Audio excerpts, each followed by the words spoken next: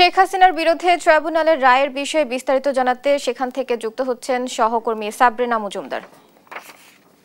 সাবরিনা, রায়ের বিষয়ে আপনার কাছে কি তথ্য আছে আমাদের জানাবেন। বুবলি, মানবতা বিরোধী অপরাধের মামলায় প্রথম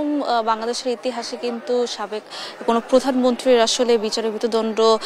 রায় আসলে দেওয়া হলো। এবং সেই সাথে এই বিষয়ে যদি আমি একটু প্রেক্ষাপট বলি, সেটি হচ্ছে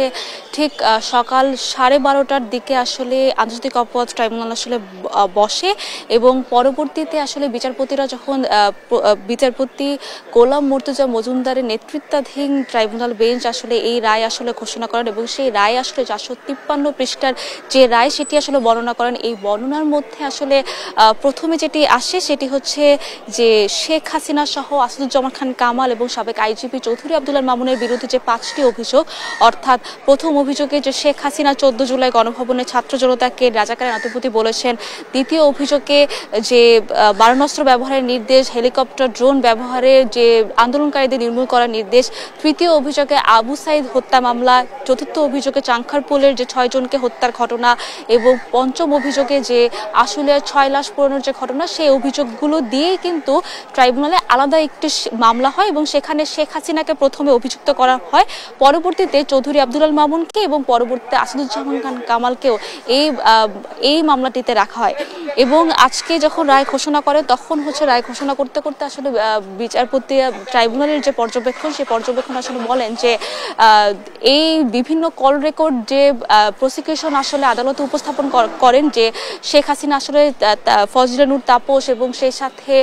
ঢাকা বিশ্ববিদ্যালয়ের ভিসি মাসুদ কামালের সাথে যে কথোপকথন করেছে, সেই কথোপকথনের সেখানে কিন্তু শেখ হাসিনা আসলে মারণাস্ত্র ব্যবহারের নির্দেশ দিয়েছেন এবং ট্রাইব্যুনাল সেটি বলেছেন যে এই কথোপকথনগুলো শোনার পর আসলে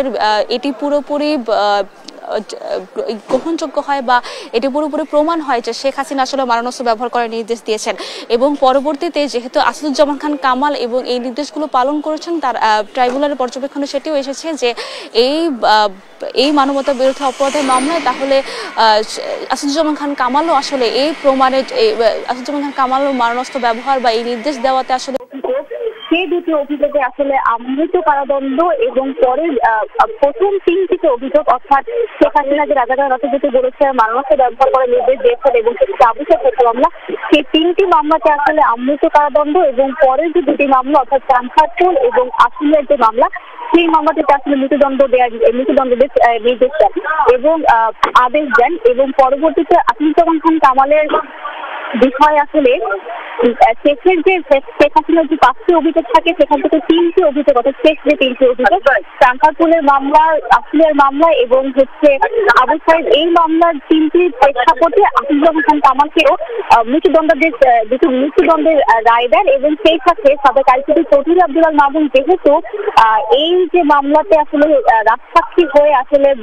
শেখ হাসিনা এবং আসাদুজ্জামান খান কামালের বিভিন্ন ধরনের প্রেক্ষাপট তুলে ধরার বিভিন্ন সত্য উন্মোচন করেছেন, তারা কিভাবে এই ঘটনাগুলো ঘটিয়েছে সেগুলো উন্মোচন করেছেন, কিন্তু তার সাজা দিয়ে 5 বছরের আসলে তার সাজা দেওয়া হয়। তো এখন পর্যন্ত আমাদের অপরাধ সর্বশেষ।